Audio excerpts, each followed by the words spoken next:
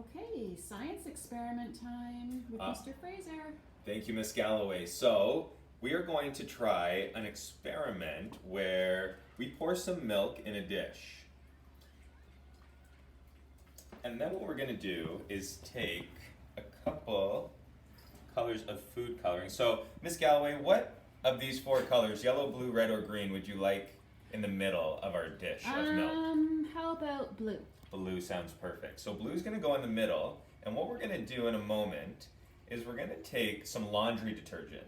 So boys and girls, if you know, this is a Tide Pod. It's a little bit destroyed because Miss Galloway and I actually tried to do this experiment a minute ago, and I broke it. But that's okay because we still have what we need, which is just the chemicals that were inside the Tide Pod. So once we've got our blue in the milk, our blue food coloring, I'm going to add, you know what? I'm going to add some red all around like this.